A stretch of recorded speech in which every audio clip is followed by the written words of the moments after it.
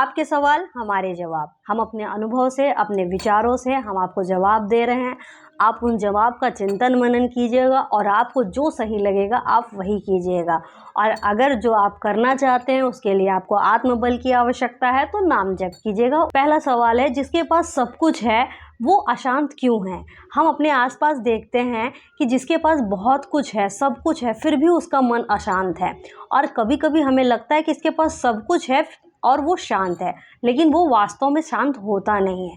हमारे जो मनुष्य जीवन है वो मनुष्य जीवन सुख और आनंद ही मिलेगा, तभी हम शांत हो पाएंगे। इसके अलावा हम कभी हम शांत नहीं हो पाएंगे। हमें प्रेम मिले, सुख मिले, आनंद मिले, केयर मिले, ये सारी चीज़ें अगर हमें मिलने लगेंगी तो हमें सुख और आनंद मिल जाएगा, शांत रहेंगे।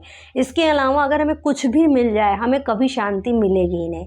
और हम ये सारी चीज़ें चाहते किससे हैं? हम चाहते हैं कि हमारे अपने हमें दे, हम जहाँ काम कर रहे हैं वो लोग हमें दे, हम इस चीज़ की मांग में रहते हैं। यहाँ इस चीज़ को ये समझिए कि जिससे आप मांग रहे हैं वो खुद भी अशांत है, तो वो आपको शांति और सुख आनंद कैसे दे देगा? जिसने खुद ही अपने आप को नहीं संभाल पाया है वो आपको संभाल कैसे पाएगा? इसीलिए ज़्यादा भौतिक चीज़ें आपको शांत कभी नहीं कर सकती हैं। आपको हमेशा आध्यात्मिक चीज़ें ही शांत कर सकती हैं। आध्यात्म से जुड़ने की कोशिश कीजिए, उसी राह पर चलिए। अगला सवाल है, आध्यात्म से जुड़ना हमारे लिए इतना ज़रूरी क्यों है? हमने अभी आपसे कहा कि अगर आप सुख और शांति चाहते हैं तो आप आध्यात्म से जुड़िए। अगर आप अपने जीवन में कैरियर बनाना चाहते हैं तो आध्यात्म से जुड़िए। ये कैसे हमें बेनिफिट देता है? हमें कैरियर में आगे बढ़ना है तो हमारा मन शांत होना चाहिए। अगर हमारा मन शांत नहीं रहेगा तो हम आगे नहीं बढ़ पाएंगे, और मन शांत करने के लिए आपको आध्यात्म ही ज़रूरी है। हमें रिश्तों में जाना है, रिश्तों में सुख और आनंद बांटना है और सुख और आनंद हमें लेना भी है, तो उसके लिए हमारा मन शांत होना चाहिए, और मन शांत सिर्फ और सिर्फ आध्यात्म से ही होता है। इसीलिए हमारे जीवन के हर जगह पे हमें आध्यात्म की बहुत ज़्यादा ज़रूरत होती है, क्योंकि आध्यात्म हमें एक दिशा देता है, स्थिरता, धैर्य, शांत और सुख देता है। उससे हम अपने जीवन के हर क्षेत्र में विकास कर सकते हैं। हमारे मन में ये भी क्वेश्चन आता है कि ये किस उम्र से शुरू करें? तो ये आपको जब इस चीज़ की ज़रूरत लगे कि हमें बहुत ज़्यादा एनर्जी चाहिए अपने जीवन में कैरियर बनाने के लिए, रिश्ते बनाने के लिए और आगे बढ़ने के लिए, आपको तभी इस चीज़ की सबसे ज़्यादा ज़रूरत है। अगला क्वेश्चन है, आध्यात्म से कैसे जुड़े? आध्यात्म से जुड़ने के लिए आपको बहुत सारी चीज़ें नहीं करने की ज़रूरत होती है। सबसे पहले आपके ऊपर अगर ईश्वर की कृपा है तो आप आध्यात्म से जुड़ना स्टार्ट कर देंगे। आप ईश्वर की कृपा को शरणागति से स्वीकार कर लेंगे तो आप आध्यात्म से जुड़ने लगेंगे। अपने कर्तव्यों को कभी मत छोड़िएगा। अपने कर्तव्यों को छोड़ने का मतलब होता है कि आप आध्यात्म से अब वाकई में नहीं जुड़े हैं। अपने कर्तव्यों को ईश्वर का सेवा मानकर करते रहिएगा और अपने इस शरीर से सेवा करने की कोशिश कीजिएगा। और सेवा करने के लिए आपको अलग से बहुत ज़्यादा कुछ करने की ज़रूरत नहीं है। आपके घर में जो अपने बड़े पूज्य जन लोग हैं उनकी सेवा करेंगे, आप आध्यात्म से जुड़ने लगेंगे।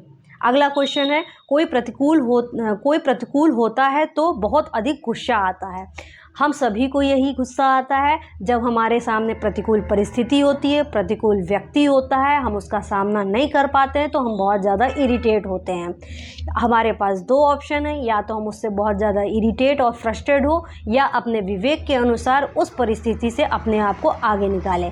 आपके पास विवेक कहाँ से आएगा? आध्यात्म से जुड़ने से आएगा।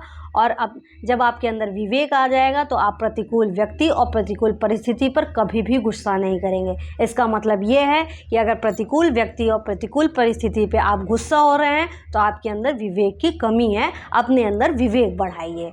अगला क्वेश्चन है, ईश्वर ने ये संसार ही क्यों बनाया?